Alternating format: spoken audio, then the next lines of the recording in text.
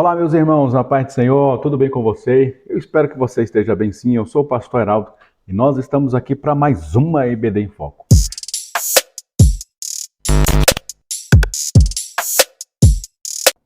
Pois bem, meus queridos irmãos, nós vamos dar continuidade aqui à nossa série de vídeos Dicas para professores da escola dominical. E hoje nós queremos aqui trazer mais algumas dicas para você que acompanha o nosso canal. Nós já estamos na parte 4 dessa série de vídeos Dicas para professores. Se você não acompanhou a parte 1, 2 e 3, eu vou deixar aqui na descrição desse vídeo essas partes 1, 2 e 3 para você voltar lá e acompanhar conosco, ok? Nós vamos hoje para a dica de número 13. E a dica dessa de número 13 é: estude a lição sublinhando os pontos mais importantes. E aí eu queria que você refletisse comigo o porquê dessa dica de a gente estudar a lição e sublinhar as partes mais importantes. Você sabia que a gente gasta em média 20 a 25 minutos só para fazer a leitura da lição? Faz depois esse teste aí em casa. Pega a lição e leia ela da introdução até a conclusão. Só para fazer a leitura de uma maneira mais pausada e dinâmica, você vai gastar aproximadamente 25 minutos. Então é um tempo muito grande que a gente perderia se a gente fosse fazer a leitura na sala de aula, só aí já dava 25 minutos. E a gente fosse fazer o comentário em cima da leitura que a gente acabou de fazer. Então, essa dica de número 13 é: nunca faça somente a leitura da lição em sala de aula. Faça ali durante os seus estudos, sublinhe, destaque as partes mais importantes. E aí a gente vai para a dica de número 14, para a gente já emendar esse assunto e falar justamente sobre isso. Não leia a lição, mas explique por tópicos.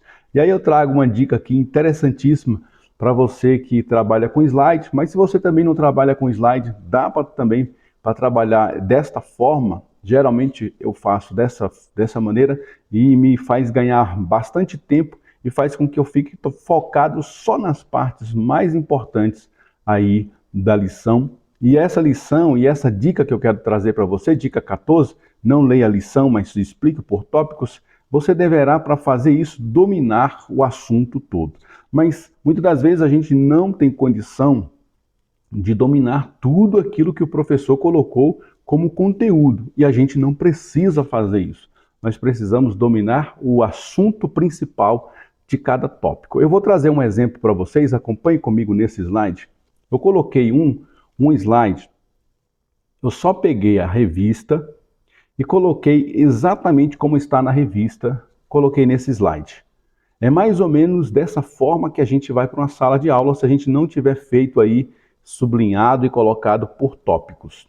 Você vai para a sala de aula com todas essas palavras, com todas essas letras, todos esses detalhes colocados aí na sua revista, assim como eu coloquei aqui nesse slide. Só peguei, copiei e joguei aqui no slide. E agora, como é que vai ficar aí na sua revista, ou no seu slide, ou numa folha que você vai fazer o resumo por tópicos, você vai colocar só os tópicos, como que ficaria, e você vai dizer para mim se não fica mais fácil até de você bater o olho e lembrar do que você estudou. Bater o olho e se lembrar dos detalhes que você quer passar para a turma. Não toda aquele tópico 1.1, eu não quero passar tudo isso, é muita informação. Mas eu preciso destacar esses pontos principais e não posso esquecê-los de maneira nenhuma. E eu quero que você acompanhe agora nesse próximo slide. É a mesma lição, é o mesmo tópico 1.1, só que agora eu fiz aí um resumo por tópicos. Eu peguei as partes mais importantes desse tópico 1.1 e destaquei 3 pontos importantes que eu não posso deixar de falar. E dentro desses pontos mais importantes que eu não posso falar, tem aqueles que eu vou destacar, e eu destaquei com a fonte em amarelo e sublinhei, porque quando eu coloco meu olho sobre essa expressão, aí ó, o nome Obadia significa servo do Senhor. Quando eu coloco o nome sobre essa expressão, pronto, eu já sei, já vou me lembrar do que está dizendo esse primeiro tópico aí, que eu destaquei do tópico 1.1. E aí o outro detalhe que eu preciso me lembrar nessa lição, nesse subtópico número 2, é: não há consenso quanto à data de sua profecia. E aí quando eu falar isso, quando eu ler só essa parte, eu já consigo me lembrar de todos os detalhes que eu estudei durante essa lição. Por isso é importante você sublinhar e destacar em várias cores. Quando eu estou estudando, por exemplo, eu gosto de destacar em vermelho aquilo que é muito importante, eu não posso esquecer de maneira nenhuma. Eu coloco ali destacado com a caneta azul aquelas partes que são importantes, mas que eu posso sim, dependendo do tempo, dependendo da dinâmica da lição, eu posso abrir mão daquela informação. Então é mais ou menos como eu coloquei nessa parte 3 aí desse tópico 1.1, acompanhe comigo. Quando eu digo assim, o profeta Jonas e Naum têm em comum com Obadias. Então eu destaquei a expressão todo esse subtópico, eu destaquei toda essa parte dessa expressão, os profetas Jonas e Naum têm em comum com Obadias até o final. Só que dentro desse destaque, eu fiz o destaque do destaque. Quando eu digo assim, Jonas e Naum, quando eu coloco isso, o meu cérebro vai me fazer lembrar que esses dois profetas, Jonas e Naum, junto com Obadias, foram os únicos profetas que foram levantados por Deus para profetizarem as outras nações e não especificamente a nação de Israel. Não precisou de eu ler toda essa sentença para me lembrar dessa informação. Apenas destacando o nome Jonas, Naum e Obadias, meu cérebro já me lembrou que essa informação quer dizer que esses foram os únicos 3 profetas que não profetizaram para o reino de Israel, sendo ou seja do norte, ou seja do sul, ok? Vamos para a próxima dica, dica número 15. Não existe maus alunos, mas sim maus professores. Mas como assim, pastor Heraldo, não existe maus alunos? Sim, não existe maus alunos. Gente, acredite. Por pior que o aluno seja, ele precisa de inspiração. Então você que é professor, você precisa causar inspiração nos seus alunos. Não sei se você já assistiu alguns filmes que é baseados em fatos reais, em que um professor entra na sala, a sala está terminantemente bagunçada, virou um caos, ninguém consegue parar naquela turma, até que entra um professor, entra um mestre lá dentro, e ele vai mudar a história daquela classe. Os alunos que não quiserem mudança, eles vão, cascar fora, vão mudar de lugar, vão sair da classe. Mas os que quiserem mudança de vida, aqueles que quiserem crescer na vida, o professor vai ser o espelho para eles. Então, que você possa provocar o gosto pelos estudos, que o seu aluno, ao mencionar escola dominical, ele sinta vontade, prazer de ir, de estudar a lição, de se debruçar em livros, que ele vire um estudante contumaz da palavra de Deus, porque ele se inspirou em você, professor. Então não existe, de fato, não existe maus alunos. Existem professores que não inspiram, professores que não geram essa vontade nos nossos alunos de quererem participar, de quererem estar nas escolas bíblicas. E assim também é no meio secular. Você vai ver que existem professores que inspiram os alunos, eles não faltam aula, eles querem estar em todas as aulas, eles não faltam, tiram as melhores notas naquela disciplina, já em outras disciplinas eles estudam apenas para passar de ano. Será que não está sendo assim conosco? Talvez as pessoas estão indo para a nossa aula só para não desagradar a gente? Será que elas estão indo para a aula só porque o pastor mandou? Será que elas não estão indo para a nossa aula só porque elas vão ganhar alguma pontuação? Nós estamos fazendo alguma questão de disputa, de competição, e elas estão indo por esse motivo?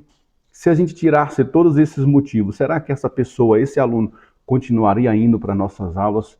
Fique aí a questão. Inspire os seus alunos para que eles possam aí, assim como você é, eles possam se espelhar na sua pessoa. Dica de número 16, quebre a rotina, seja criativo. Olha, não há uma aula melhor do que uma aula que os alunos são pegos de surpresa.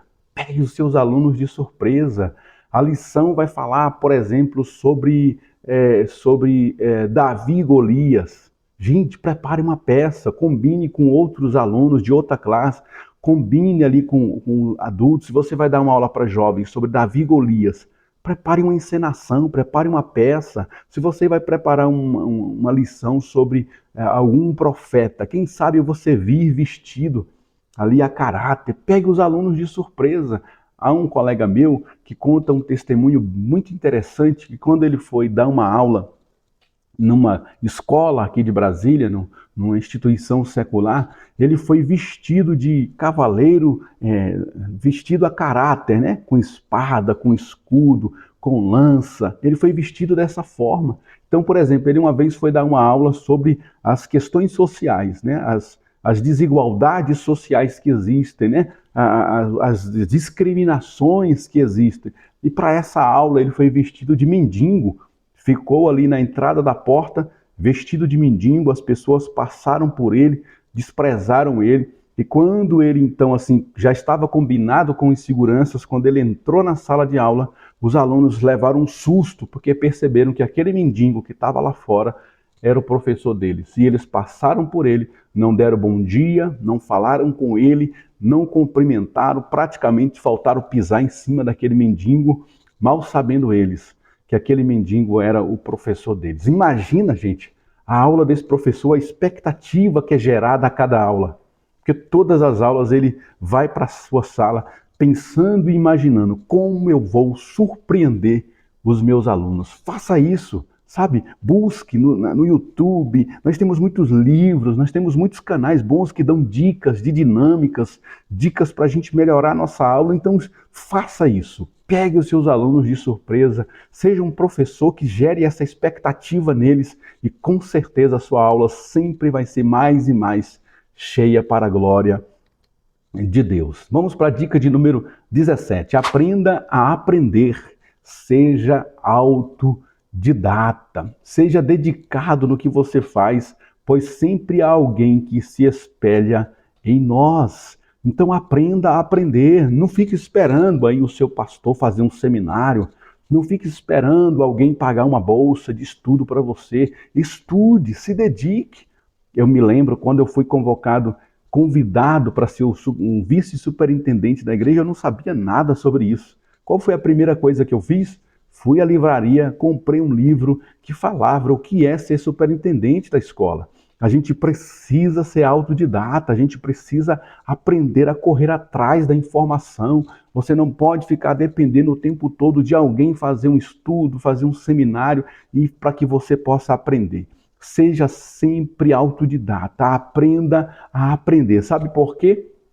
Sempre tem alguém de olho na gente, sempre tem alguém que vai se espelhar na gente. Talvez alguém que percebeu o meu crescimento durante esse ano, alguém que percebeu que eu comecei a dar aula um pouco tímido, um pouco acanhado, mas chegou no final do ano, eu já estou mais animado, estou mais criativo. Alguém está de olho em mim, eu posso estar motivando não só outros alunos, mas outros professores também, que devem falar, poxa, mas o Heraldo começou, ele mal conseguia falar, olha o tanto que ele fala bem, e aí eles vão procurar você, vão saber o que você fez, Heraldo, para melhorar suas aulas. Aí você vai dizer, olha, eu procurei um curso de oratória, eu procurei fazer um curso de leitura dinâmica, eu procurei fazer um curso de como melhorar a minha dicção, eu procurei alguns livros que falam sobre dinâmicas bíblicas, eu procurei estudar a Bíblia de uma maneira diferente, eu aprendi com o pastor X, meu amigo, então as pessoas vão se espelhar em você e você vai ser uma pessoa que vai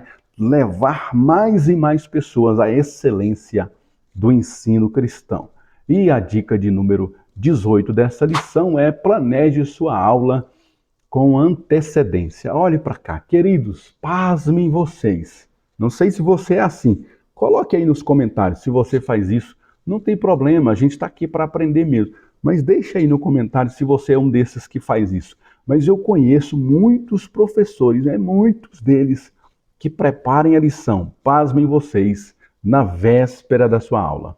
No sábado à noite. A lição vai ser no outro dia, no domingo, e o professor está preparando a sua aula no sábado à noite. Não faça isso. Por que eu vou te dizer isso? Primeiro que é um risco muito grande de você deixar essa aula para preparar ela no sábado, porque pode acontecer algum imprevisto no sábado e você não conseguir estudar ela e ter que apresentar-se no domingo sem ter estudado a lição, aí vai ser uma vexa inimaginável. Em segundo lugar, porque se a gente estudasse, por exemplo, na segunda-feira, ou no sábado anterior, em vez de você estudar no sábado que antecede, estuda no sábado anterior ao final de semana que você vai dar aula.